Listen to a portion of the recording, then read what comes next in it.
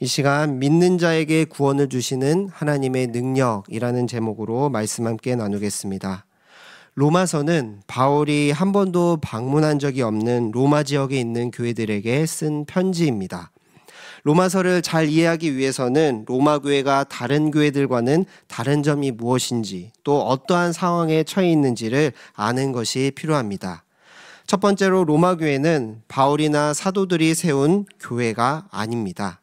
사도행전 2장을 보게 되면 예수님이 승천하신 이후 6월절이 되자 많은 유대인들이 예루살렘으로 절기를 지키러 왔습니다. 그 중에 로마로부터 온 나그네도 있다라고 말씀을 하고 있는데요. 그 가운데서 베드로의 설교를 듣고 예수 그리스도를 받아들인 사람들이 다시 로마로 돌아가 교회가 세워지게 된 것입니다. 그로 인해 사도 바울이나 사도들과는 어떠한 관계도 되어 있지 않아 그들의 말에 대한 신뢰가 다른 교회들에 비해서는 의문이 일어났습니다. 두 번째로 로마 교회에는 큰 어려움이 있었습니다. 사도행전 18장 2절 말씀인데요. 우리 다 같이 한번 읽어보도록 하겠습니다. 아굴라라 하는 본도에서 난 유대인 한 사람을 만나니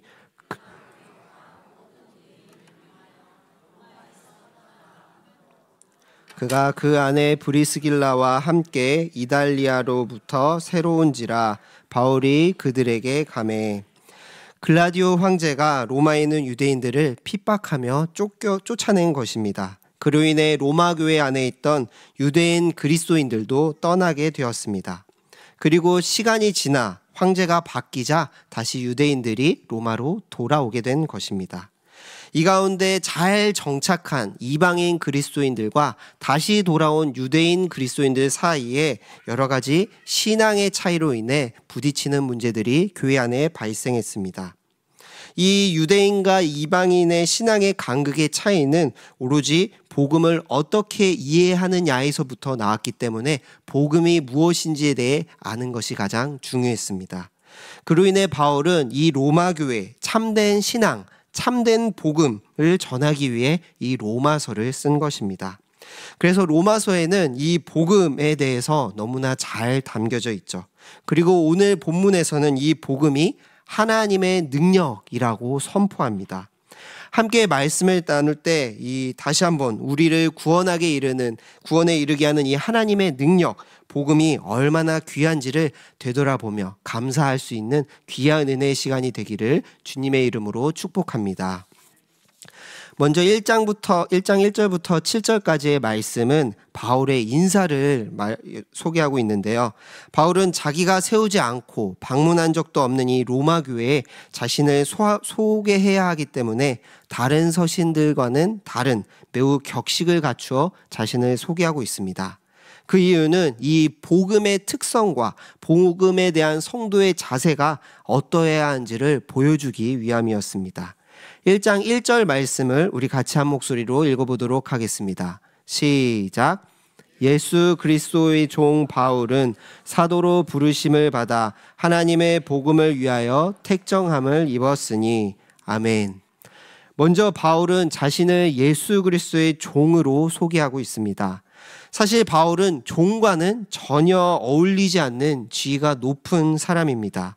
우리가 잘 알고 있듯이 그는 순수 유대인으로 베냐민 지파 사람이었고 8일 만에 할례를 받았고 유대 전통과 율법에 정통했습니다. 태어날 때부터 로마 시민권을 얻을 정도로 그의 가문은 높은 가문이었습니다. 또한 그는 유대 공회의 공회원으로서 당대 최고인 가말리엘 문화에서 교육을 받았습니다. 집안과 학력, 능력, 실력 등 어느 것 하나 부족함이 없는 뛰어난 사람입니다. 그런데 바울은 자신을 그리스도의 종이라고 소개합니다. 종은 자기 인생이 없는 사람입니다. 당시의 종은 자기의 의지도 없고 심지어 목숨마저도 주인의 손에 달려있는 자유가 없는 존재였습니다. 그가 그리스도의 종이라고 인사하는 것은 바울 자신이 복음에 완전히 사로잡힌 자로 자기를 철저히 부정하며 주인이신 그리스도만을 따라 살아간다는 믿음의 고백을 포함하고 있는 것입니다. 두 번째로 바울은 자신을 사도로 부르심을 택함받았다라고 소개합니다. 부르심을 받았다라는 것은 나의 의지가 아니라 하나님께서 불러주셨다는 것입니다. 이는 내가 부르심을 받은 것, 복음을 깨달은 것은 나의 능력과 나의 자랑이 아니라 오직 하나님의 은혜다라는 것을 고백하는 것입니다. 또한 이는 바울이 사도권을 강하게 주장하기 위함도 있습니다. 로마 교회로 되돌아온 유대인 그리스도인들 중에서는 바울을 사도로 인정하지 않고 또 율법을 강조하는 이들이 있었습니다. 그들로 인해 복음이 잘못되지 않기 위해서 바울은 그 무엇보다 자신의 말을, 자신의 사도권을 강조하기 위해서 이 말을 사용하였습니다. 세 번째로 바울은 자신을 하나님의 복음을 위하여 택정함을 입었다라고 소개합니다. 하나님께 택함받은 이유가 복음을 위해서라고 이야기합니다. 복음을 주신 것이 은혜인데 그 복음을 위해 살라는 것입니다. 그가 부르심을 받은 이유, 사도가 된 이유, 그리스도의 종인 이유는 복음을 전하기 위함이다라고 강조하고 있는 것입니다. 무엇보다 바울은 이 복음을 하나님의 복음이라고 말합니다. 바울이 말하는 이 복음, 유앙겔리오는 좋은 소식이라는 의미로 주로 로마에서 나라의 경사스러운 일, 왕이 태어나거나 또 전쟁에 승리할 때 사용된 단어였습니다. 왕이 없다면 나라가 망하게 되겠죠. 또 전쟁에서 패하면 나라가 속국이 되거나 사라질 것입니다. 그만큼 로마인들에게 이 유앙겔리온, 좋은 소식은 그들의 삶과 연결되는 문제였고 복음은 로마의 승리, 로마의 기쁜 일과 연결되었습니다. 그런데 바울은 이 로마를 위해 사용된 이 복음이라는 단어를 하나님의 복음이라고 말합니다. 그리고 2절에 이 복음은 그의 아들에 관하여 약속하신 것이라고 말씀하고 4절에는 이 복음이 곧 우리 주 예수 그리스도다라고 말씀합니다. 복음이라는 단어를 사용하면서 로마 교회 성도들에게 우리의 삶의 진정한 기쁜 소식은 이 땅에서의 승리, 이 땅에서의 기쁨이 아니라 바로 예수 그리스도가 진짜 우리에게 기쁜 소식이다라고 선포하고 있는 것입니다. 이러한 바울의 소개는 단순히 사도이기 때문에 바울이 특별하기 때문이 아닙니다. 예수 그리스도를 믿는 우리 모두에게 그 어떤 것보다 기쁜 소식이 복음, 우리 주 예수 그리스도이신 것입니다. 그렇게 바울의 고백은 우리의 고백이 되어야 할 줄 믿습니다. 우리 모두가 하나님의 부르심을 받은 예수 그리스도의 종인 줄 믿습니다. 우리 모두가 복음 때문에 예수 그리스도 때문에 구원함을 받은 줄 믿습니다. 우리 모두에게는 이 복음을 세상 가운데 선포할 사명이 있는 것입니다. 우리는 복음에 사로잡혀 복음이 우리를 살게 해야 합니다. 바울의 이 소개를 보면 얼마나 복음의 메인자인지를 우리는 너무나 잘 알 수 있습니다. 우리의 삶을 통해 예수 그리스도가 드러나야 하고요. 우리의 삶에 내가 아닌, 나의 자녀가 아닌, 나의 명예와 권력이 아닌 예수 그리스도가 자랑이 되어야 합니다. 왜냐하면 예수 그리스도께서 우리의 진정한 주인이 되어주시기 때문입니다. 이 사도 바울의 고백처럼 내 삶의 주인이 오직 주님이심을 고백하며 날마다 복음을 위해 살아가는 대구동성의 모든 성도님들 되시길 주님의 이름으로 축복합니다. 자신이 복음을 맡은 자임을 이렇게 소개한 바울은 로마 교회를 생각하며 먼저 하나님께 감사합니다. 우리 8절 말씀을 다 같이 한번 읽어보도록 하겠습니다. 시작. 먼저 내가 예수 그리스도로 말미암아 너희 믿음이 온 세상에 전파됨이로다. 아멘. 바울이 감사하는 이유는 로마 교회 성도들의 믿음이 온 세상에 전파되었다는 것입니다. 비록 성도들이 교회에서 쫓겨나기도 하고 나라로부터 여러 핍박을 당하였지만 그 가운데서도 로마 교회는 무너지지 않고 사라지지 않고 유지되었습니다. 이방인 그리스도인들만 남은 가운데서도 신실하게 믿음을 지켰습니다. 어려운 환경과 현실 속에서 성도들이 믿음을 지켰다는 것이 하나님의 은혜임을 고백하며 사도 바울은 감사하고 있는 것입니다. 로마 교회 성도들이 무너지지 않고 그 가운데 온전히 세워지기를 그 누구보다 바랬던 사람이 이 바울이었습니다. 9절부터 10절을 보게 되면 하나님이 증인이시다라고 이야기하며 자신이 얼마나 로마 교회를 생각하는지, 그리고 또 얼마나 이 로마 교회에 가기를 원했는지를 말하는데요. 교회가 무너지지 않고 성도들이 믿음을 지키고 있다는 소식이 그 무엇보다 감사의 제목이었던 것입니다. 또한 바울은 그들이 믿음을 지키고 있다는 소식을 듣고 감사하는 한편, 또 그럼에도 동시에 더더욱 그들에게 가기를 원했습니다. 11절 말씀을 제가 읽도록 하겠습니다. 내가 너희 보기를 간절히 원하는 것은 어떤 신령한 은사를 너희에게 나누어 주어 너희를 견고하게 하려 함이니. 아멘. 바울은 로마에 있는 교회들에게 가서 어떤 신령한 은사를 나누어 주어 그들의 믿음이 더욱더 견고해지기를 원한다고 말합니다. 이 신령한 은사는 고린도전서나 로마서 12장에 나타나는 위로, 구제, 가르치는 자 등 성령의 은사들로 볼 수도 있습니다. 그러나 이 문맥상 살펴보게 되면 이 신령한 은사는 바로 복음입니다. 온전한 복음을 전하기 위해 로마 교회가 남아있다는 것이 감사 제목이었고, 이 온전한 복음을 통해 로마 성도들이 그들의 믿음이 견고해지기를 바람으로 그들에게 더더욱 나아가고 싶다는 것입니다. 바울의 이러한 태도는 교회에게 가장 필요한 것, 교회에 가장 중요한 것이 복음임을 보여줍니다. 성도에게 가장 필요한 은사는 복음을 바로 아는 것입니다. 예수 그리스도께서 우리를 위해 죽으시고 부활하신 그 복된 소식이 기초 지식 같고 진부하고 당연하게 들려야 하는 것이 아니라 일상의 날마다의 감사 제목이 되어야 합니다. 바울이 간절히 로마 성도들에게 가고 싶어 할 만큼 교회에게 가장 절실한 것이 복음인 것입니다. 바울은 왜 이렇게 복음에 대해 강조하고 복음을 전하기 위해 전심전력으로 힘쓰는 것일까요? 14절에 바울은 자신을 빚진 자라고 이야기하는데요. 헬라 사람이나 미개한 사람이나 지혜가 있는 사람이나 어리석은 사람에게 모두에게 빚을 졌다라고 말합니다.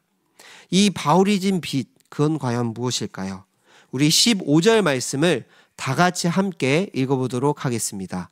시작.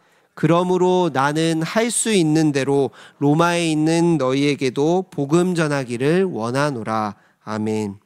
14절에 자신을 빚진 자라고 말한 뒤에 15절에 그러므로 라고 시작하며 바울이 빚진 자로서 그러므로 내가 너희에게도 복음을 전하기를 원한다 라고 이야기합니다.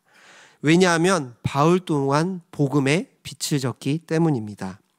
예수쟁이들을 쫓아가 죽이려고 했던 바울은 다메섹으로 가는 길에 예수 그리스도를 만남으로 인해 새 사람으로 변화되었습니다. 예수 그리스도를 핍박하던 자에서 예수 그리스도를 증거하는 자가 되었습니다. 하나님과 원수되었던 자에서 하나님의 자녀가 되었습니다. 주님을 알지 못하던 자에서 복음을 믿음으로 복음을 증거하는 자가 되었습니다. 하나님께 받은 이 은혜, 복음에 빚진 것이 얼마나 큰 것인지를 몸소 알았기에 감사함으로 더욱 간절함으로 복음을 전하는 것입니다. 바울뿐만 아니라 우리 모두가 예수님께 빚진 자인 줄 믿습니다. 값없이 우리를 위해 십자가에 못 박혀 죽으신 예수 그리스도의 희생은 우리에게 1만 달란트를 빚진 것과 같습니다. 평생에 갚을 수 없는 큰 빚을 진 것입니다. 그런 우리가 할 수 있는 것은 그 은혜에 감사하며 기뻐하는 것, 그리고 은혜를 베풀어 주신 분의 말씀에 순종하는 것 뿐입니다. 우리가 받은 복음의 은혜가 얼마나 큰지, 얼마나 귀한 것인지를 다시 한번 돌이켜보는 우리 성도님들 되시길 소망합니다. 그래야 우리의 참된 기쁨이 바로 이 복음이란 사실을 믿는 우리 모든 성도님들 되시길 주님의 이름으로 축복합니다. 이어서 16절부터 17절까지의 말씀은 우리에게 주신 이 복음이 단순히 기쁜 소식이 아니라 하나님의 능력임을 선포합니다. 16절 말씀을 우리 다 같이 읽어보도록 하겠습니다. 시작.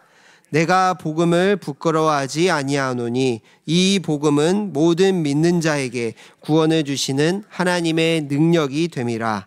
먼저는 유대인에게요 그리고 헬라인에게로다. 아멘. 바울은 복음을 부끄러워하지 않는다고 말합니다. 이 말은 복음을 부끄러워하는 이들이 있었다는 것을 보여줍니다. 죄수들이 달려 죽은 십자가 형틀에 죽으신 예수님과 이 로마의 황제를 비교했을 때 복음이란 단어는 예수님과 어울리지 않는다고 생각했을 것입니다. 세상 사람들에게 십자가 사건은 고린도전서 1장 23절의 말씀처럼 거리끼는 것이고 미련한 것으로 보였을 것입니다.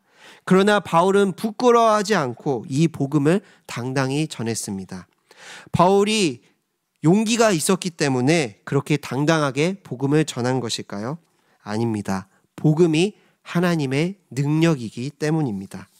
왜 복음이 하나님의 능력입니까? 복음은 우리를 구원에 이르게 하기 때문입니다.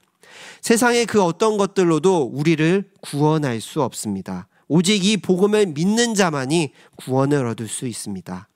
이 구원을 주시는 능력이 구체적으로 나타나는 것이 14절 말씀인데요. 14절 말씀을 우리 같이 한번 읽도록 하겠습니다. 시작. 복음에는 하나님의 의가 나타나서 믿음으로 믿음에 이르게 하나니 기록된 바 오직 의는 믿음으로 말미암아 살리라 함과 같으니라. 아멘. 복음은 하나님의 능력인데 그 가운데 하나님의 의가 나타난다라고 말씀합니다. 이 하나님의 의는 구약에서 윤리적인 개념이 아니라 언약적 개념으로 사용되어 왔습니다. 하나님이 의로우신 분이라는 것은 하나님이 정의로우시고 공의로우신 것을 떠나 하나님의 언약을 신실하게 이루시는 분임을 의미합니다. 그리고 이 하나님의 신실하심은 구원과 깊이 연결되어 있습니다. 그것은 구약에서부터 이어져 오는데요. 이사야서 56장 1절 말씀입니다. 제가 읽겠습니다. 여호와께서 이와 같이 말씀하시기를 너희는 정의를 지키며 의를 행하라. 이는 나의 구원이 가까이 왔고 나의 공의가 나타날 것임이라 하셨도다. 아멘. 이사야서를 보게 되면 하나님의 의는 늘 하나님의 구원과 연관되어 왔습니다. 즉 하나님의 의는 하나님께서 자기 백성에 대한 언약을 신실하게 이루시는 구원임을 알 수 있습니다. 아담의 범죄한 이후로 모든 인류는 하나님께 불순종하였고 그 언약이 깨어져 버렸죠. 하나님을 찾을 수도 또 하나님께 나아갈 수도 없이 영원히 죽음 가운데 있어야만 하는 존재가 우리였습니다. 그런데 하나님께서는 친히 그 언약을 스스로 신실하게 이루어 가십니다. 하나님께서 친히 육신의 몸을 입고 이 땅 가운데 오셔서 우리를 위해 죽으심으로 우리의 죄를 대속하시고 하나님과의 관계를 회복시켜 주셨습니다. 이 하나님의 신실하심을 믿는 자는 믿음에 이르게 되고 의인이라 여김을 받게 되는 것이 하나님의 능력이라는 것입니다. 우리를 볼 때 너무나 연약하고 부족하지만 항상 넘어지지만 우리가 계속해서 일어나서 주님께 나아갈 수 있는 이유는 하나님의 능력이 복음이기 때문입니다. 그 복음이 예수 그리스도를 통해 우리에게 부어주신 이 하나님의 의의 의지에 예수님의 공로의 의지에 살아가게 하시는 능력인 것입니다. 우리를 의롭다 여겨주시는 그 은혜 때문에 오늘도 우리가 하나님께 나아갈 수 있습니다. 날마다 부족한 우리를 의롭다 여겨주시고 다시 일으켜 인도하시는 그 하나님의 의로우심, 하나님의 복음을 의지하는 대구동성의 모든 성도님들 되시길 주님의 이름으로 축복합니다. 말씀을 정리하겠습니다. 오늘날도 우리는 세상은 복음보다는 로마와 같이 이 땅의 승리, 이 땅의 성공, 이 땅의 안위, 이 땅의 평안이 중시되는 세상 가운데 살아가고 있습니다. 복음에 귀 기울이기보다는 힘 있는 사람, 유명한 사람, 이 땅에서의 성공한 사람들의 말 한마디가 사람들의 삶을 좌지우지하는 것 같습니다. 또한 현실적인 문제들, 어려움들, 우리에게 다가오는 그 문제들이 우리의 삶을 흔들고 우리의 믿음을 흔들기도 합니다. 그러나 하나님의 의로우심, 하나님의 신실하심을 믿는 성도에게 바로 주어진 그 은혜, 이 복음을 붙드는 자에게는 이 세상 가운데, 이 땅 가운데에 필요한 것이 아닌 저 하늘의 큰 소망을 우리에게 이 땅 가운데 부어주시며 살아가게 하실 줄 믿습니다. 세상에 예수 그리스도를, 복음을 가볍게 여길지라도 부끄럽지 않은 것은 우리를 구원하시는 하나님의 능력이기 때문인 줄 믿습니다. 이 바울이 복음은 하나님의 능력이다라고 확실하게 고백하며 선포했던 것처럼 날마다 우리의 삶 가운데 우리를 구원에 이르게 하는 이 하나님의 능력, 이 복음을 항상 붙잡고 항상 감사할 수 있는 대구동성의 모든 성도님들 되시길 주님의 이름으로 축복합니다. 기도드리겠습니다.